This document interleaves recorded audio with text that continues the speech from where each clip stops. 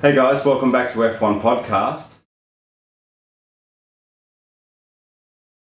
They're going to be a potent combination, I think, this year. So I think it's going to be a little tougher for Sebastian, but I think a lot of it depends on whether Adrian Newey puts out another bullet. And he will. I'm confident he will, Max. Pretty confident he will too. Yeah, probably a little bit of an evolution from last year's car, but yeah, I'm confident he will. And Sebastian will have some confidence, and we'll have to see what happens, mate. But I agree with what you were saying initially. You know, we've got another world champion in the mix, which is pretty exciting in itself. I love having a big group of world champions. And actually, someone, I can't remember who it was, Max, someone said recently it's the best group ever. In terms of the talent and the fact that we've got lots of world champions. So, mate, it's pretty exciting. Oh, it's boding well for a fantastic year. And this year, mate, we've got a change in tyre manufacturer. We've got Pirelli on board. Yes, we do. I'd like to see regs. I'd love to see another tyre manufacturer in Formula One, though, mate. You want to see some competition? I do. I'd love the Bridgestone. Maybe Avon. I love the Bridgestone Michelin rivalry, which was great, but yeah, why not bring Avon tyres back into Formula One? Why not? Avon versus Pirelli. Come on, you Avon. Fire up! Mate, we've got regulation changes as well. We're going to do another video on that separately, but there's plenty to look forward to. But before that, mate, we've got car launches, we've got driver news, we've got new liveries possibly for this year. But I suppose the first one's driver news, Max. There's still a couple of seats to be filled, but we've had some recent driver confirmations, Max. Yeah, we have. Pastor Maldonado to Williams, the GP2 winner. I thought it was hilarious that Adam Parr from Williams was coming out the other day saying that it's outrageous, disgusting, despicable, insert adjective here. Yeah. That this guy, Williams, took him because he was a paid driver. Absolutely not. No. No, he's only bringing 13.5 million quid to Williams, but no, it's not. They didn't hire him because he's a paid driver. Yeah, look, the guy's got some talent. There's no doubt about it. I think I've said it. We've both said it in previous podcasts about Nico Hülkenberg, and Passanello's got some talent, but he's also got a shitload of cash. So let's be honest here. Yeah, money talks. And we all know as F1 fans that I think it's funny when the team says this. It's like, come on, guys, lovable. We're not stupid. Yeah, everyone knows the opposite. Yeah. Williams have lost some rather large sponsors at the end of 2010, and all of a sudden this kid comes along with 13.5 million bucks. Yeah. Thanks very much. And no one can fault Nico Hülkenberg, so No. it's not like the guy doesn't deserve that Williams seat. So not to say that he doesn't, Passanello doesn't have the talent. He may well. I'm sure that he does, but let's be honest, the guy's also got a bucket full of cash. Yeah, he does. And Sergio Perez is another one at Sauber. Newly named Sauber, no more BMW for this year, Max. They've dropped that. So he's also got a lot of pedigree and background in open wheeler. But could he be the new Kimi Räikkönen when Räikkönen was at Sauber in 2001? Never know. Yeah, he could be, mate. And what else have we got? Oh, we've got Toro Rosso still to confirm Alguersuari and Buemi. Yeah. I think they will. I think they will lock those two in. Yeah.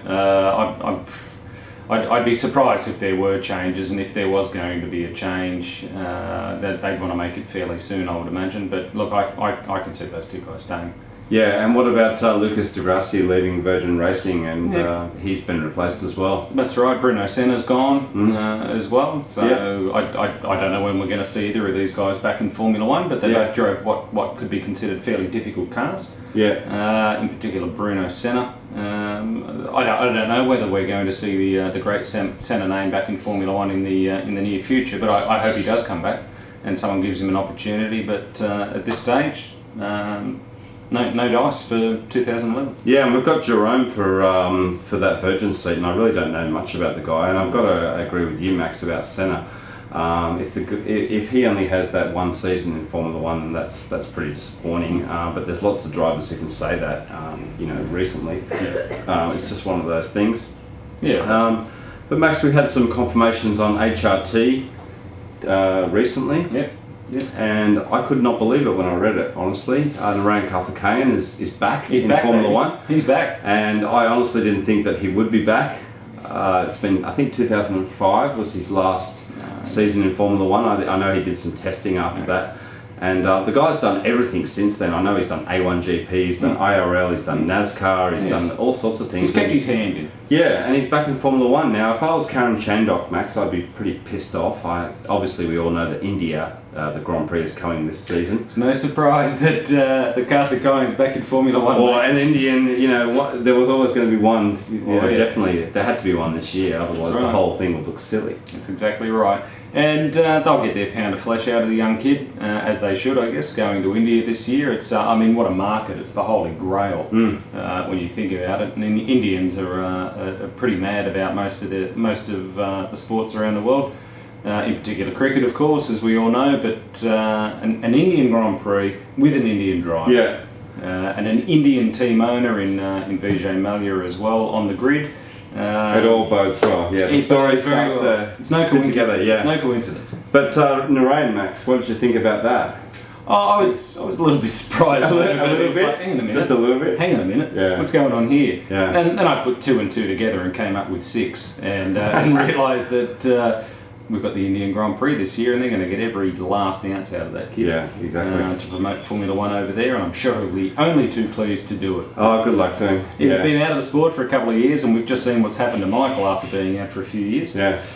It'll be a big ask, but he's a talented bloke, a young bloke, and I'm sure he'll give his all.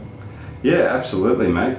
So we've got this situation with a couple of drivers still to be confirmed, Max. Basically, we've got the HRT drive. Yep. It could be Yamamoto.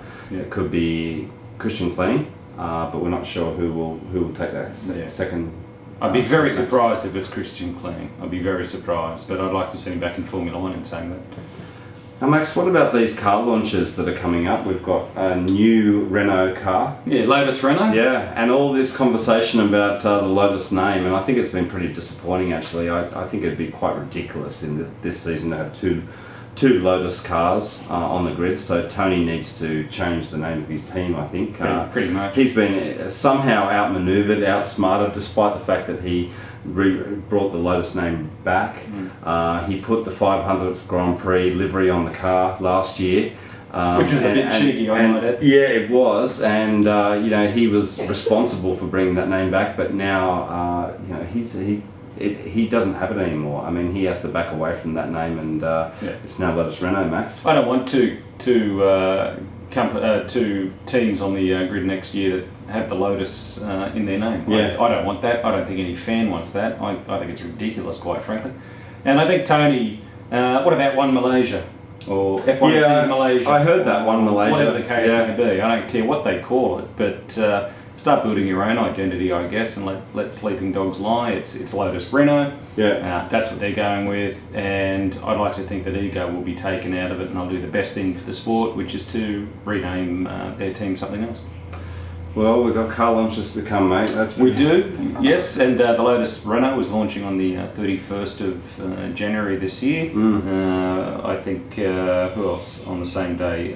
Sauber as well, launching on the 31st of January, and Toro Rosso on the 1st of February. So it's starting, mate. This month we can say that a couple of cars are going to be released, and that'll just whet our appetite, no doubt, for what's shaping up to be a fantastic 2011.